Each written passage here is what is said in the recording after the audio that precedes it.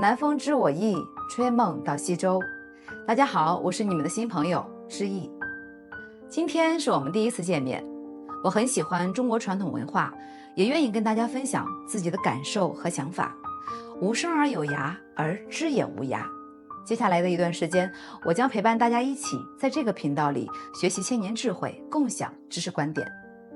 如果您也正在经历人生的起起伏伏，或者步履匆匆寻找前行的脚步，那这里一定有您感悟的故事，有您需要的启示。今天呢，我们就先跟大家聊一聊恩情的恩。这看似简单的一个字呀，却蕴含着无数的道理。古诗云：人之有恩于我，不可忘也。这句话如同一盏明灯，照亮了我们前行的道路，提醒我们铭记他人恩德，懂得知恩图报。知恩图报是千百年来流传下来的传统美德，它不仅仅是一种道德准则，更是一种生活态度，一种为人处事的基本法则。滴水之恩当涌泉相报，这句简单却深邃的话语，却道出了知恩图报的重要性。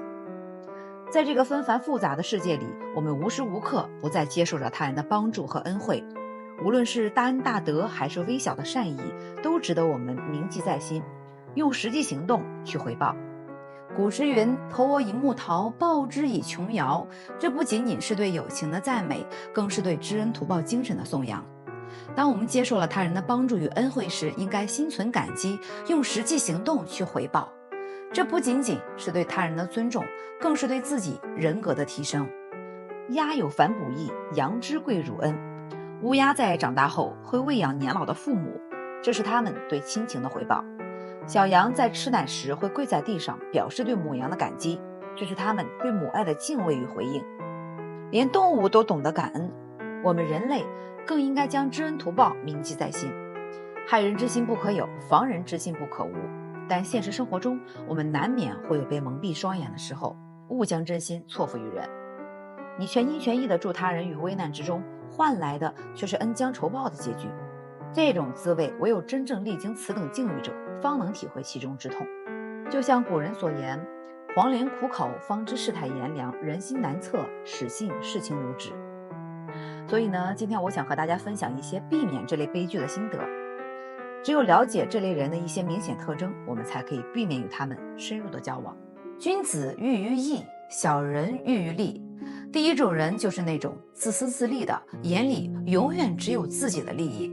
夏目漱石曾经说过，这个世界上没有像模子刻出来一样的恶人。平时呢，大家都是善良之人，至少都是普通人。然而遇到某些紧要关头的时候，我们才能发现其中的变化。比如去年5月，有一些驴友去北京房山爬山，不料呢被困在山里，救援队员全力去营救他们，在又渴又饿又累的情况下，救援队员还把自己仅剩的水分给了被困驴友们。但这些驴友们明明自己有水，却还问救援队员要水。下山后呢，更是立马拿出来水泡茶喝，还笑着说做人需要留一手。像这种精致的利己主义者，真是让人心寒。他们聪明，但是却想着钻空子保护自己的利益。跟这种人交往，你的真心很有可能就被他们利用了。所以呀，咱们得学会保护自己，也保护自己的真心。小人无耻，重利轻死。第二种呢，就是毫无底线，得了便宜还卖乖的人。我们或许都遇到过这种人。当你出于善意借钱给他们时，他们不仅不归还，反而以你的富裕为借口，指责你不能理解他们的困境。你多次伸出援手，但有一次不如他们的意愿，他们便会立刻翻脸无情。像这类人的行径啊，确实令人大汗。在他们的内心深处，恩情与感情早已荡然无存。对他们而言，欲望才是唯一的驱动力。你的善意和帮助，在他们眼中毫无价值。善良在他们无尽的欲望面前显得苍白无力。我们遇到这类人的时候，最明智的做法就是保持距离。人心不足蛇吞象，事事到头糖不缠。第三种人就是贪得无度的人，这就让我们想起了作家莫言在诺贝尔颁奖礼上讲的一个故事。说是有一次中秋节，他们家好不容易吃了顿饺子，每个人就那么一碗。这个时候呢，有一位乞讨的老人走了过来，莫言好心给了他半碗红薯干。你猜怎么着？那老人居然生气了，说我已经这把年纪了，你们吃饺子，让我吃红薯干。当时呢，莫言也很无奈地说，我们一年也吃不了几次饺子，这半碗都吃不饱，给你红薯干就不错了。最后呢，是莫言的母亲看这位老人可怜，把自己的水饺给了这位老人。通过这个小故事呀，我们就能感受到，有很多人你对他好，他觉得理所当然，你稍一退让，他们就得寸进尺。这种人真的不能惯着。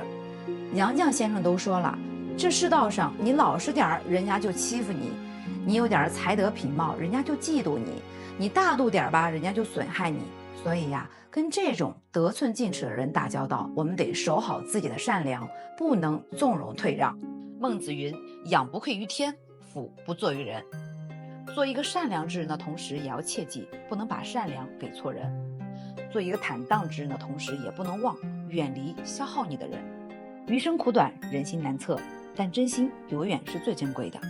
让自己的善良带上锋芒，不轻易交付自己的真心，才是爱自己最好的方式。愿你所遇之人皆是良人，付出的真心永不被辜负。